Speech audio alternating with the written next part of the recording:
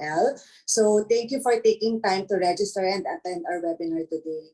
So I've been with COL for 15 years, and to help me with this webinar, I would like to introduce to you my co-speaker for tonight. Her name is Miss Eliza Heron. She's been with COL for 5 years now. Hi, Eliza. Hello, Miss Mabel. Good evening. Hi, Kumusta? I'm okay. Ikaw? Eto, sobrang excited ako makapag-share ng knowledge sa kanila about stock market and mutual fund. Yes, same here. So to start with, we'll play lang a short video regarding the basics of stock market and the mutual fund. So here it is. Okay.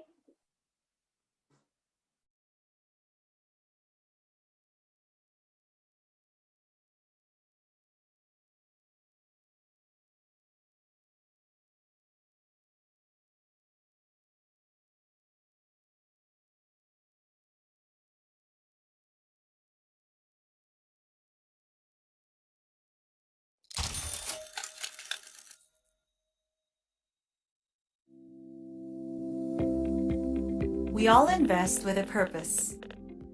Whether it's for retirement, your children's education, travel plans, or your dream house.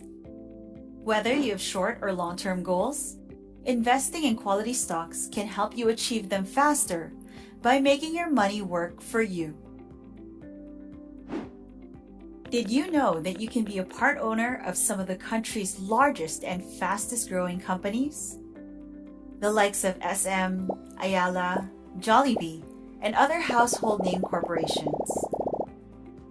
Yes, it's possible when you buy shares of these companies through the stock market. Now, let's understand how. Let's take Jollibee as an example. Jollibee is one of the world's fastest growing Asian restaurant chains. Did you know that Jollibee is not just owned by a single person? In fact, it is owned by thousands of people, which could be you and me. How is that possible? If companies want to raise money to grow and expand their business faster, they can sell some shares of their business ownership to the public through an initial public offering or IPO. This is when they list their shares in the Philippine Stock Exchange to be sold to investors. Investors will need to open an investing account with a stockbroker to start investing in the companies listed in the PSE or the stock market. For example, the money that Jollibee will get from selling their shares to investors can be used to open more restaurants or branches and hire more employees. Once you buy shares of Jollibee, you become a part owner or a shareholder of the business. And because you're a shareholder of Jollibee, you can benefit from the company's future growth and profits. But also remember that the value of your stock investment may decrease if the company suffers a loss or performs poorly, which is why it's important to choose your stock investments well. As a shareholder, you can earn in two ways. First is through selling your shares at a higher value. If you buy shares of a company and it continues to grow and earn more money, the value of your shares may also increase. Now, if you sell your shares at a higher price than what you bought them for, then you would have earned from your investment. For example, Wilcon, the Philippines' leading home improvement retailer. The price of Wilcon in 2017 was about 5 pesos per share. In the last 4 years, Wilcon grew and performed well, and the price is now at 29 pesos per share.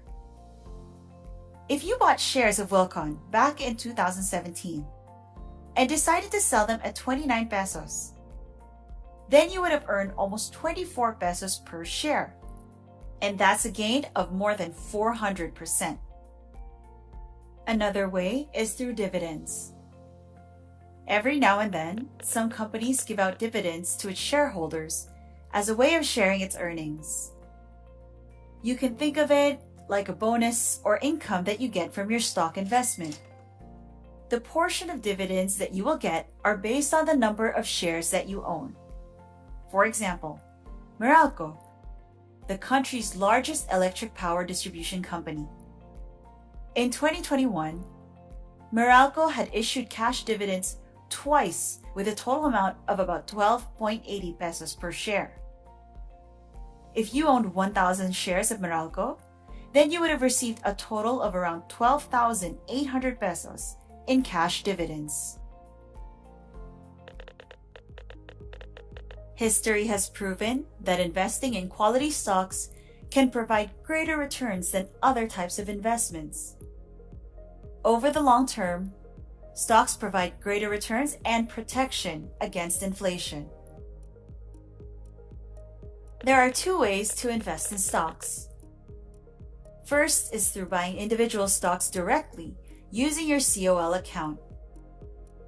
You'll have more control as you'll be the one to choose what companies you'd like to invest in, how many shares, and when you want to buy them. Another way is buying indirectly through equity or stock index mutual funds, which is an easy and convenient way to begin investing in the stock market. Stock index funds are pooled investments collected from many investors, managed by professional managers, and invested in the members of the PSE index. The PSE index is composed of 30 of the largest and most active companies selected by the PSE that represent the overall performance of the Philippine stock market. It's important to spread your investments in different companies across different industries to manage and lower your risk. Buying stock index funds can be an easy way to diversify, as you're investing into the 30 companies that make up the PSE index. Investing is the most effective way to build your personal wealth and secure your financial future. On top of that, it allows you to 1. Participate in the earnings and growth of successful companies, 2. Build protection against inflation, and 3. Help you achieve your financial goals faster. Successful investment requires discipline. Build the habit by starting a monthly savings and investment plan. As an example, some people try to follow the 50-20-30 rule. We recommend investing for the long term, as this solves the problem of short-term volatility or the choppiness in price. The stock market tends to go up and down in the short term, as it can be affected by economic, corporate, and even global events. But looking at the bigger picture, history shows that the PSE index has climbed up in the long run, despite the short-term ups and downs. It is also important to invest regularly. It lets you buy stocks gradually over time at more affordable levels and gives your money maximum time in the market, which allows the power of compounding to work best for you. Entering the world of investing can be exciting, but may seem challenging in the beginning. But don't worry, because we're here to help you get started and guide you in your investing journey. COL Financial is the leading online stockbroker in the Philippines, trusted by close to 500,000 customers. Opening a COL account will give you access to an online platform where you can invest in both stocks and mutual funds. For as low as 1,000 pesos, you can already participate in the Philippine stock market and become a part owner of some of the largest companies in the country. It's easy, convenient, and affordable. In COL, we believe that every Filipino deserves to be rich. Open your COL account at signup.colfinancial.com and get started investing.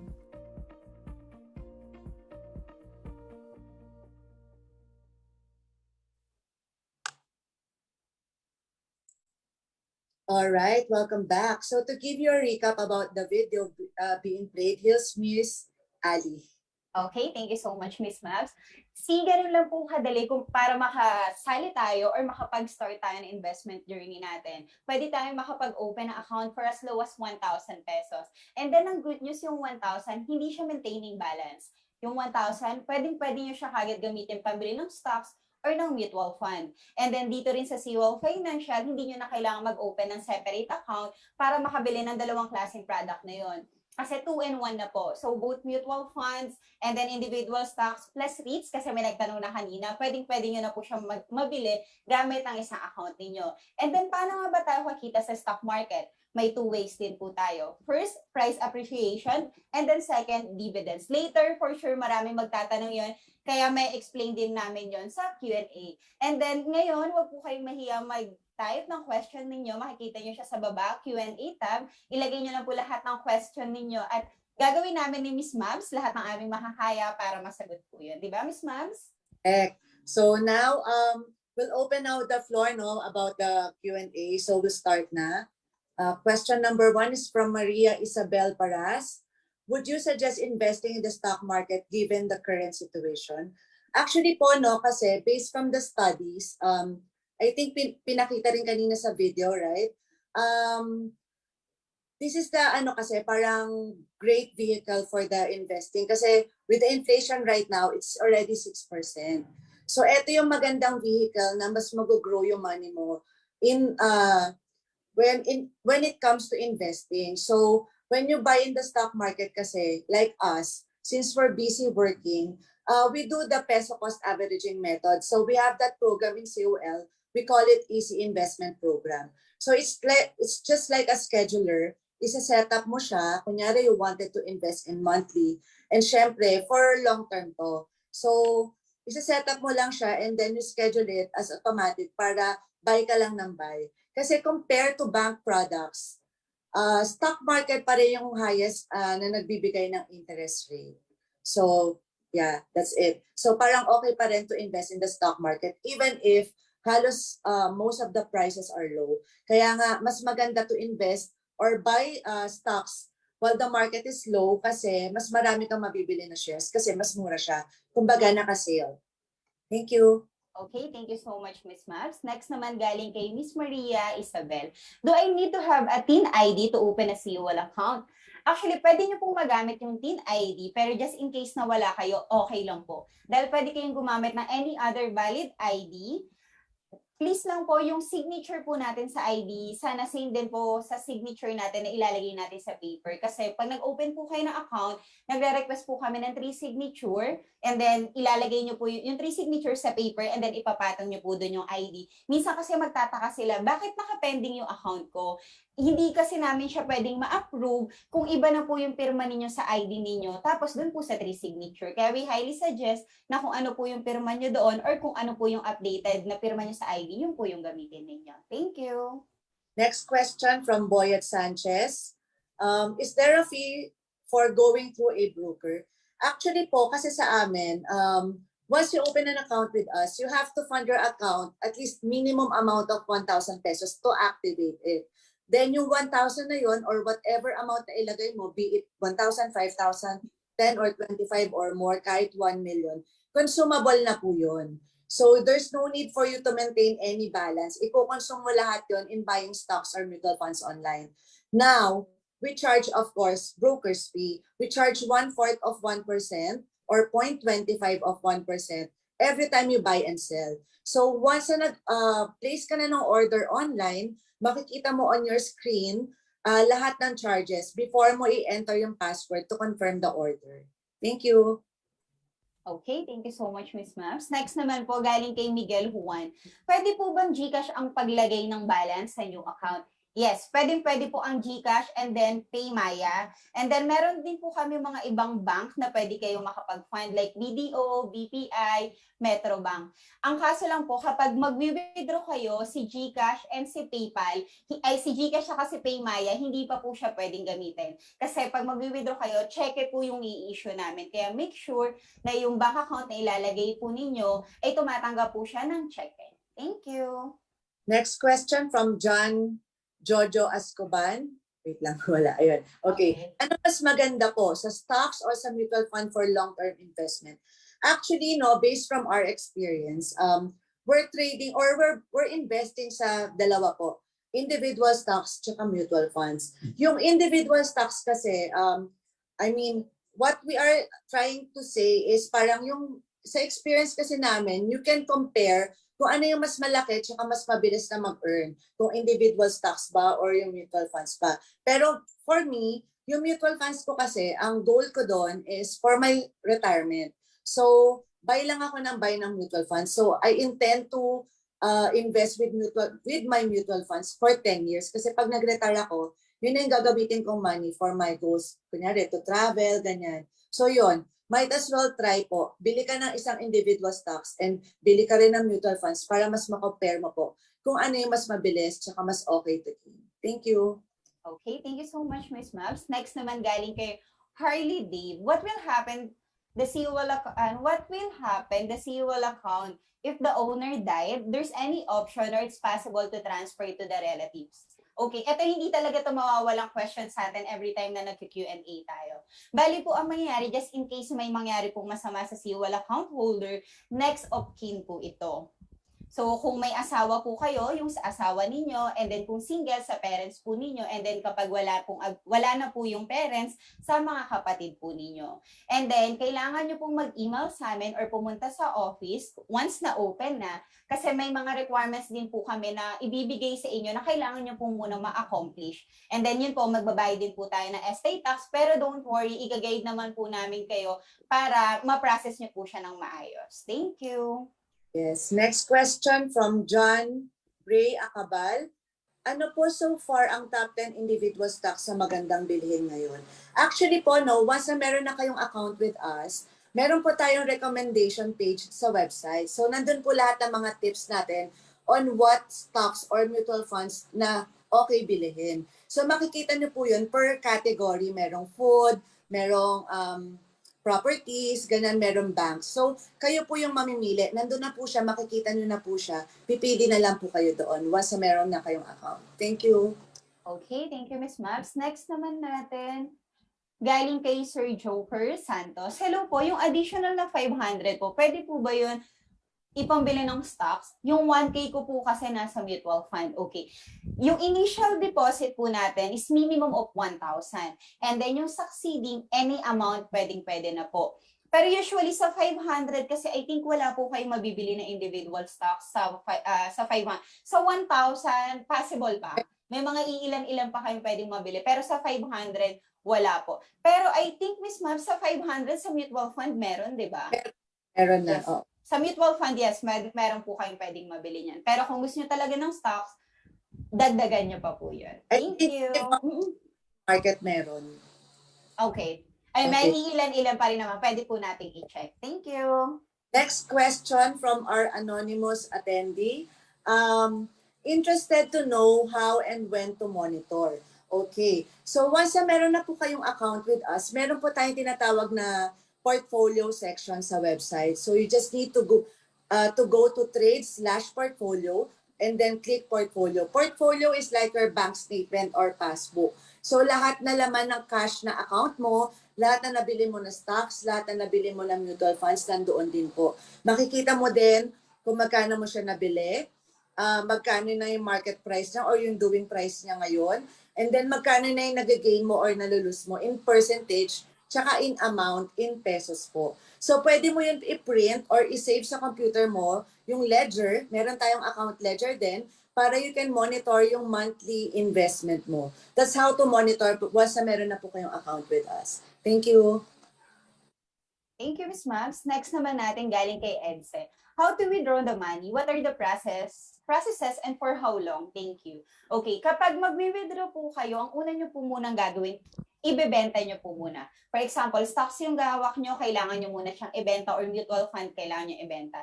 And then once na nag-reflect na po siya sa account niyo sa cash balance, that's the time na pwede na po kayong mag-request ng withdrawal. And then sa withdrawal, kung mapapansin po ninyo, for sure may account na si Sir, nagre-request kami doon ng bank details. Yung bank details po doon ay para sa withdrawal ninyo.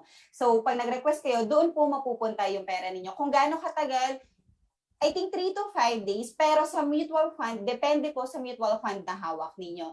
Just to make sure lang po na yung bank account ninyo, tatanggap siya ng cheque. Kasi minsan, kapag hindi, tatalbog yun, tapos ibabalik lang sa amin. Tapos I think may charge siya ng 15 or 20 pesos. Basta may charge yun kapag hindi tinanggap yung cheque ninyo. Pero no worries, sobrang dali lang naman po ng process nun. And then wala na po kaming charge sa withdrawal. Transaction lang po sa buying and selling. Thank you. Okay. Next question from Kyle. Pwede po ba isang beses lang mag-invest ng pera tapos mag-grow na po ba yung money? Actually, depende po kung magkano po yung ilalagay nyo na one-time, big time, or depende rin sa bibili mo na stocks po yun. So, depende kung gaano kaganda yung company na yun. Para ganun kabilis mag-grow yung money mo, no? Pero we suggest, mas maganda to do it regularly. Like, if you can afford it, to invest on a monthly basis. Kunyari, meron kang allotted na 200,000 or 250,000 for your investment.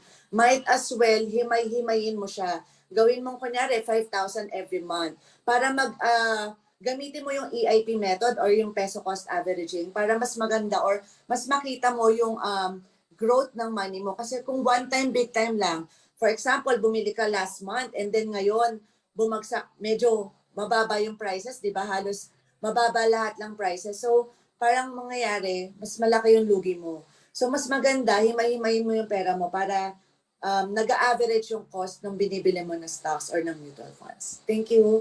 Okay, thank you, Ms. Mabs. Next naman po galing kay Shem. What are your different accounts and kung ano daw yung pinagkaiba nila? Okay, dito kay COL, may 3 types of account po tayo. May tinatawag tayong COL Starter, COL Plus, and then COL Premium. COL Starter, ito po yung 1,000 to 24,999 yung account po ninyo. Kasama na dito yung cash and then yung mga binili yung stocks or mutual fund. COL Plus is 25,000 to 999,000. And then COL Premium, ito yung 1 million and up. Ang kagandahan po dito, pwede kayong mag-upgrade pero hindi namin kayo pwedeng i-downgrade. For example, nag-start kayo sa COL Starter and then in a long time, nagkaroon na kayo ng more than 25,000, pwede kayong mag-email sa amin para i-upgrade namin yung account niyo. And then that time na nasa 25,000-30,000 na kayo, kinailangan nyo yung pera, nilabas nyo lahat. And then yung balance nyo nag-zero, hindi namin kayo babalik sa starter, magiging COL Plus pa rin po kayo. Ang pinagkaiba nila, si starter, yung price niya, kailangan nyo pang i-refresh para makita. For example, ang price ni Jollibee, 210. Unlike kay COL Plus and COL Premium, live po yun na nagpapalit yung price nila per minute or per seconds. While kay COL Starter, may delay pa siya na around 5 minutes. And then, yung sa market ay sa Java charts nila, end of the day nyo pa siya makikita. While kay COL Plus at COL Premium, naka-live na. And then kay COL Premium naman, hindi nyo na kailangan mag-email sa amin or mag-email sa helpdesk. Pwede na kayong mag-email sa relationship manager na i-assign sa inyo. So, hindi na nyo kailangan pumila dun sa waiting list para may makausap kayo kasi may i-assign na sa inyong tao. Okay, thank you. Yes, next question from Chrysler Chavez.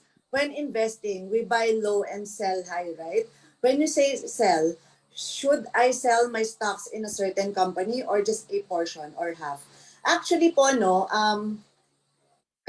for me, from my experience po, once nakita na yung, kumita na yung binili ko na stock, kasi meron akong goal per company. So, kunyari na-reach ko na yung 40%, okay na ako doon, happy na ako doon, kasi malaki na yon, di ba? So, ang ginagawa ko, I sell half of it and then retain the other half of it. And then, pag bumaba ulit, kung okay sa akin yung company na yun, kumbaga kung mas matagal ko na siyang inaalagaan, pag bumaba siya ulit, bibili ulit ako noon para madagdagan yung shares ko. Para hihintayin ko ulit tumaas, then benta ulit. Ganun lang po yung ginagawa namin. Thank you. Thank you, Ms. Mabs. Next naman galing kay Sir Harris. Good evening. For a middle-class employee, what would you suggest? Individual stock or index fund? Index fund, mutual fund din po yun. Kapag, lalo na sa beginner or kung hindi pa kaya ng budget, pwede po kayo mag-start muna sa index fund. And then, after a year, kapag okay na, mas better po na dalawa. Kasi kahit ako personally, Since hindi ko siya natututukan, mas pinili ko yung mutual fund. Katulad ng sinabi ni Miss Mabs, nag-set up lang ako ng EIP or yung peso cost averaging namin. Monthly, nagde-deposit lang ako. And then, since automatic yung pinili ko sa EIP, yung system na mismo yung bibili para sa akin. Ganun po yun. And then, once na may budget na kayo, sir, pwede kayong mag-add. Sabihin na natin sa mutual fund nyo, 2,000, and then sa individual stocks, 2,000. Or sa index fund ninyo, start muna kayo ng 1 to 2 years, puro index fund, and then sa third year, dalawa na po yung pwede ninyong mabili. Ang importante po kasi, nag-i-start kayo ng mas maaga. Kasi mas mahirap nang habulin yung panahon na nasayang na, lalo na dito sa investment. Thank you. To add to that, no, medyo explain ko lang ng konti yung EIP. Before kasi, since we have a training room at the business center po namin, we have a separate seminar about the EIP to understand it more. Pero ngayon kasi, it's available na sa website. So punta lang po kayo ng www.colfinancial.com, and nasa bandang middle siya on the left side, about the EIP, click nyo lang po yun. May video po doon. So once na meron na kayong account with us, very convenient kasi to use the EIP. Kami po mismo, even if nag-work po, we're using the EIP kasi busy po kami to assist all clients eh. So we don't have time to monitor the market. So ang ginagawa lang po ng EIP is magiging scheduler nyo siya. So isa-set nyo siya kung kailan kayo bibili. Kung working kayo, kunyari 15:30 yung payday nyo, no? So may set it up ng 18, mga ganon. So pagka na-set nyo siya ng 18, set nyo siya as automatic, and then pipili lang kayo kung gaano nyo katagal gusto yung investment nyo. Kunyari 3 years yung maximum. Then ang gagawin nyo lang, first buy, bibili siya on that month, and then second month, gagawin nyo, before mag-18, dapat lagyan nyo na siya ng pera. Para yung system, bibili na siya automatically for you. Ang gagawin mo na lang, magla-login ka na lang kahit once a month, para to check yung investment mo. Ganun lang po siya kadali. Thank you. Okay, thank you, Ms. Mabs. Next naman po, galing kay Miss Mary Chris. Hello again. Gusto ko pong malinawan doon sa direct and individual fund. Okay. Sa direct po, ito po yung individual stocks natin. For example, si Jollibee, JFC, si SM, si Ayala. And then, yung sa indirect naman or sa mutual fund, may fund manager po na available. For example, si fund manager, pipiliin nyo po siya. Meron tayo ditong iba't ibang klaseng mutual fund. Mag-start tayo sa money market fund, bond funds, balance fund, equity funds, equity index fund, and feeder funds. We highly suggest po itong equity index fund at equity funds. Kasi ito, sa isang fund manager or sa isang mutual fund, 30 companies na po yung laman nun. Yung 30 companies, yun din po yung mga individual stocks na pwede ninyong mabili. Ang kagandahan po dito, kung may 1,000 kayo, ang pwede nyo lang mabili pag individual stocks, isa lang. While sa mutual fund, yung 1,000 ninyo, pasok na yung 30 companies na binili ni fund manager. Pero hindi po si fund manager yung kailangan ninyong hanapin. Ang kailangan po ninyong hanapin kung anong type po ng mutual fund yung gusto po ninyong bilhin. Okay, sana po malinaw. And then again po pala, pagdating naman po sa dividends, kapag direct kayo or individual stocks, sa inyo po yung cash dividends. While sa mutual fund, hindi nyo na po makukuha yung cash dividends kasi ang gagawin po ni mutual fund manager po is i-reinvest niya po yun. Okay, thank you. Next question from Heidi Kodal. Any helpful tips for beginners about trading stocks to gain some profit? Actually po, no, kung ano po yung sinabi ni Eliza, kasi di ba magigain ka rin with dividends. So, please make sure na pag bumili po kayo ng stocks, dapat yung pipiliin yung company is yung pinagkakatiwalaan nyo. For example, meron kayong bank account with, sample lang to BDO. So, why not mag-invest kayo with BDO? Kasi kung matagal na kayong account holder with BDO, right? Kung kunyari, mahilig naman kayong kumain yung buong family nyo with Jollibee. So, why not invest with Jollibee din? Kasi maganda naman talaga ang Jollibee. Nag-e-expand talaga sila worldwide, and parang halos every year how many stores yung binubuksan nila, not only in the Philippines but abroad din. So it's a good investment. Plus those two companies na minention ko, madalas po sila magbigay ng dividends. Actually 4 times a year sila magbigay. Ibig sabihin nun, lagi silang kumikita kasi by law po, dapat yung company, pag nakuha na po nila yung 100% profit nila, they have to give out dividends to the shareholders. So, ibig sabihin, yung dalawang companies na minention ko, okay yung business nila. So another tip is, pag meron pong mga nag-o-open na companies for initial public offering or IPO po, nagpapalis po. So when you try to invest with IPO, babasahin nyo lang doon kung yung company ba is saan nila gagamitin yung money, if they want to expand their business ba or pangbayad lang ng utang. Of course, ang pipiliin nyo po na company to enlist do sa IPO or bibilihin mo na IPO is dapat yung mag-expand ng business, not pambayad ng utang. Thank you. Okay, thank you so much, Miss Mavs. Next naman galing kay Grace. I want to understand about the risk side of investment. Thank you. Okay, wala naman pong laging panalo sa business. Kasi kapag nag-invest kayo dito, nakikisosyo po kayo sa negosyo. Sa negosyo po, hindi laging panalo. May mga times din na mababa. For example, may nangyari before sa Jollibee na nagkaroon sila ng issue about sa chicken, di ba, Miss Mavs? Yeah. So, yan, sobrang tagal din nun. And then, ang nangyari, medyo gumalaw din yung price nila. Pero since tiwala yung mga tao sa kanila, tiwala yung mga investor nila, hindi ganun naapektuhan. And then, nung naayos ni Jollibee yung problem nila sa chicken, mas nag-boom pa, mas tumaas pa yung price niya dito sa stock market. And then, yung magdedepende rin po kasi talaga to kung para saan ba or anong goal nyo, bakit po kayo nag-i-invest. For example, kay Miss Mab sa akin, for retirement po ito. Kasi iba-iba. May gusto po pang short term, or gusto nila, nung iba gusto nilang mag-trade. So, kailangan din natin malaman kung ano po yung end goal natin dito sa pag-i-invest natin. At laging tatandaan, nakikisosyo po tayo sa negosyo na to. Thank you. Okay.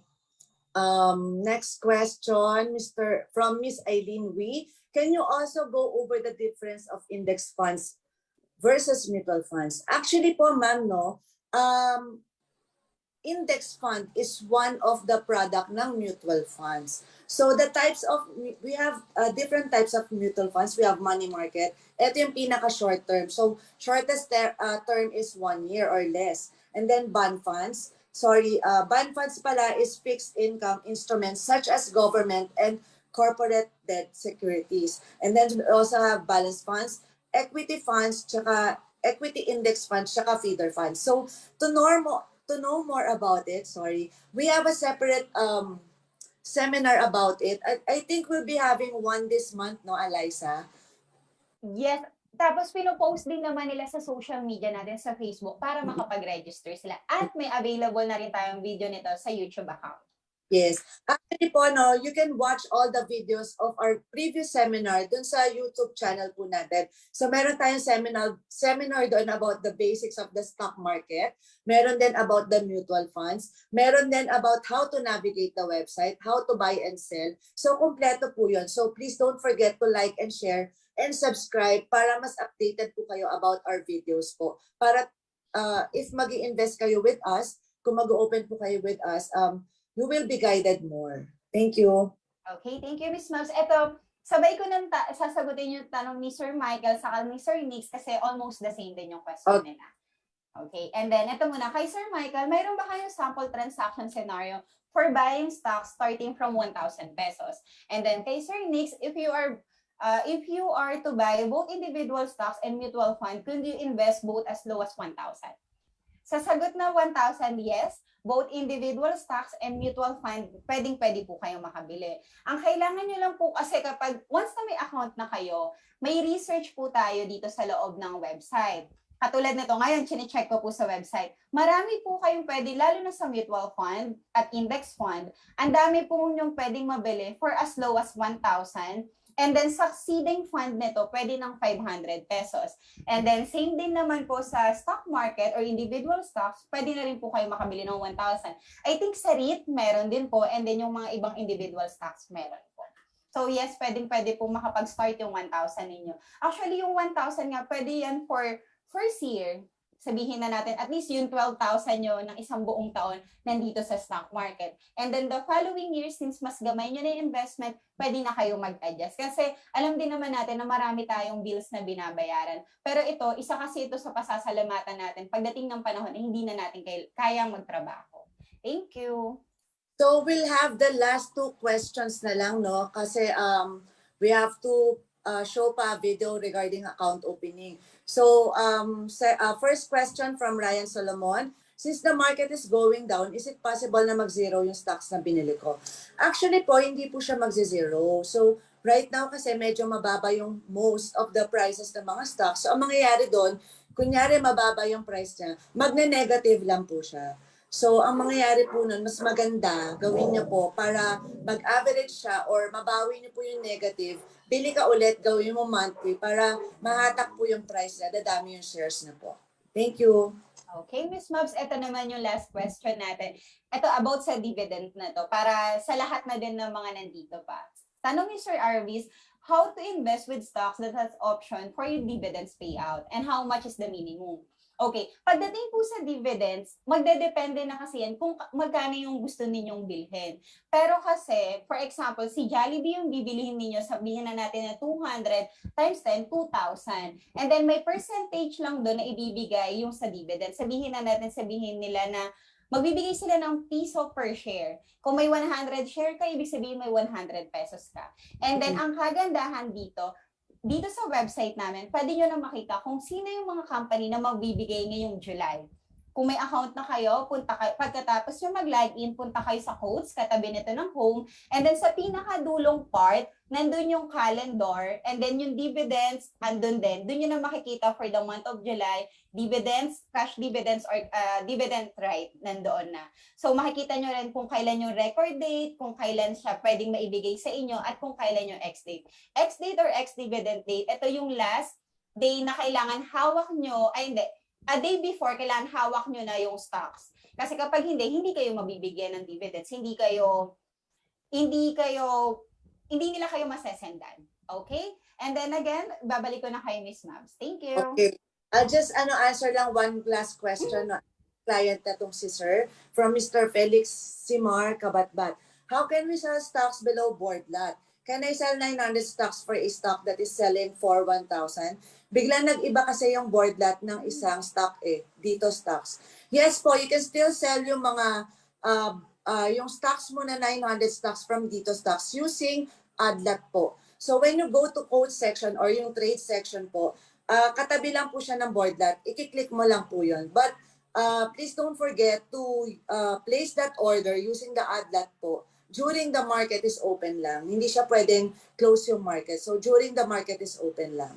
Okay? So please don't forget, please don't worry po sa mga questions na hindi po namin nasagot. We will get back to you on Monday. We will send you an email po para masagot po namin lahat ng questions. And if ever na may follow-up questions pa po kayo, screenshot na lang po yung email address namin, maribel.roque@colfinancial.com and eliza.innocente@colfinancial.com. And sasagutin po namin lahat yun ni Miss Eliza on Monday po. Okay, thank you, Miss Mabs. And then now, ipi-play na po natin yung video on how they can open an account with us. Thank Alright. you. Here it is.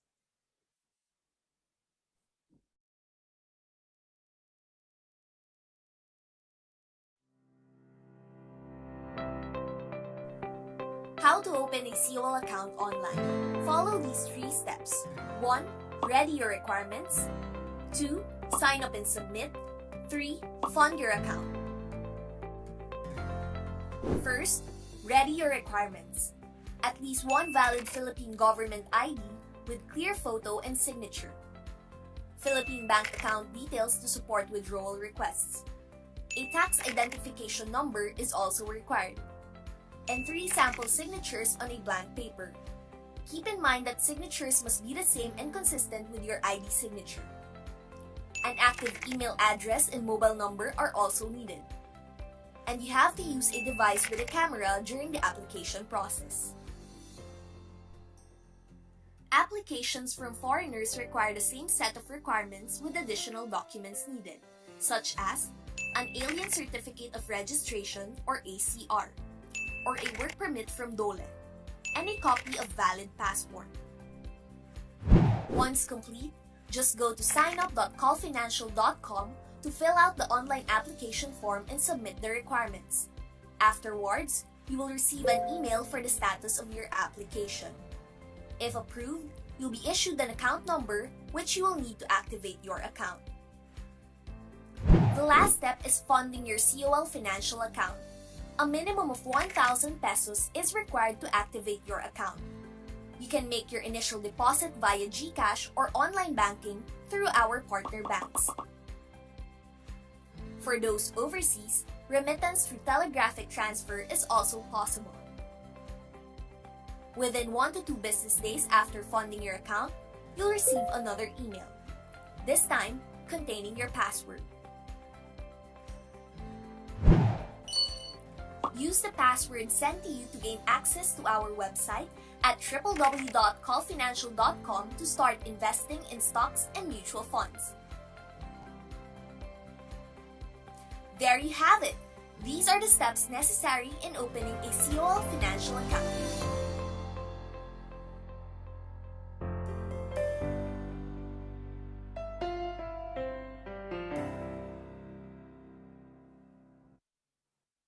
Alright, welcome back. So to give you a recap lang no, about how to open an account with us. Wait lang. Okay, so number 1, ready your requirements. Number 2, sign up and submit. And then 3 or third is fund your account. So you just need to prepare one valid government issued ID. So IDs like driver's license, UMID or old SSS ID, PIN, PhilHealth, passport, voter's ID, yun po yung mga pwede. And then please ready your Philippine bank account details. Kung employed po kayo, you should have PIN and SSS number. Kung self-employed, pwede ng PIN lang. And then you should have active email address and mobile number kasi this is where we will send notifications about your account opening. And then your device should have camera for selfie photo and video capture. So selfie with, gagawin nyo lang is selfie with ID. So kung ano yung ID na ipepresent nyo, magsa-selfie lang kayo, just take a photo of it. And then photo of your ID with 3 specimen signatures. So please make sure po na yung signature nyo on your ID should match doon sa signatures nyo on the paper po. So kung PRC ID yung ipepresent nila, make sure po na yung signature nyo at the back is malinaw. And then video capture, madali lang po yun. Titingin lang kayo on the right and on the left and then save it and then upload it.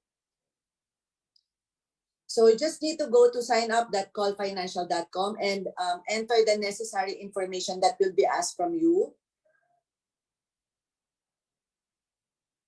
And then once done na po, we will send you an approval via email. So that's containing your 8-digit COL account number and procedure on how to fund your account. Please take note po na you cannot log into the website pag natanggap mo na to. You have to fund your account first para ma-activate po yung account mo. That's the time na you will receive an email via, that's the time na you will receive a password via email po. So to fund your account with a minimum initial of 1,000 pesos, so meaning pwede kang maglagay ng fund mo ng 1,000 pataas po, depende yun sa bibilihan mo ng stocks or ng mutual fund. So you can pay via GCash or PayMaya or to any of our banks. We will send the attachment po via email using bills payment online or over the counter. For OFWs naman po, kung wala po kayong GCash, tsaka wala kayong any of our banks, you can do overseas remittance to any iRemit branches or overseas remittance agencies to our video account. Lastly, kapag nakapag-fund na po kayo, you will receive the email from us po regarding your password. So once you receive it po, you may log into our website. That's www.colfinancial.com. Enter your 8-digit COL account number and your password po. Don't forget to change your password immediately for your security. So that's it, no? So pag nakapag-login na po kayo sa website natin, whatever na amount na nilagay niyo po, you may start trading it or you may buy it na po or consume it in buying stocks or mutual funds online. Ali? Sorry. And then ito po yung mga available nating webinar this July. So meron tayong sa July 13, how to get started using your COL account. Ito, para po ito sa mga new account holder natin. And pwede rin po dito yung medyo matagal-tagal na account holder para ma-refresh tayo kung paano nga ba gagamitin yung website. And then Friday, sa 15, picking the right funds based on your life goals. Sa 20, Beginner's Guide to Investing in REITs. May mga question din tayo kanina regarding sa REITs. Pwede po ito sa inyo. And then sa 22, Stock Market for Beginners. Katulad din po nito sa live Q&A natin. So yung iba, pwede rin po kayo ulit mag-register para sa 22. Thank you, Ms. Mabs. Yes, correct. So, ayun na, no? So, once na meron na po kayong account with us, don't be shy po to ask us kung meron kayong mga questions. Flash na po namin kanina yung email address namin ni Ali. Or kung hindi nyo po na screenshot, you can also email our customer service group at helpdesk@colfinancial.com. So, please don't forget to follow us and like us do sa mga social media platforms pa po namin, especially sa YouTube if you want to watch more videos and if you want to learn more about the stock market and the mutual funds po. Yes, Miss Mabs, and then add ko lang po dun sa social media. And then ngayon, pwede na po kayo makapag-message sa Messenger. Kasi yung iba, parang sino yung tatawagan namin? Pag sa email, medyo matagal. And then pwede na kayo. Lalo naman ngayon lahat, meron na kayong Facebook. Tapos, I think, Miss Mabs, working na ba yung live chat natin? Or hindi pa? Hindi pa yata. I guess Pero, soon na-announce yun, no? Kasi once naman na naging clients kayo namin, we will be posting announcements through the website, plus makaka-receive din po kayo ng email with us.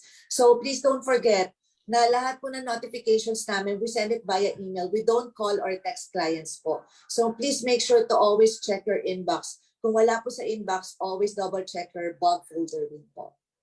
okay, so eto na, Miss Mouse. Maraming salamat again, guys, sa pag-attend ng webinar. I hope na marami kaming naitulong sa inyo or naisagot namin yung mga question ninyo. Sa mga hindi namin nasagot or may mga question pa kayo sa isip ninyo, pwedeng-pwede kayong mag-email sa amin. Sana na-screenshot nyo kanina yung mga email address namin. Yes, correct. And since ngayon kasi 'di ba sobrang pangit ng economy natin, yung stock, Sale.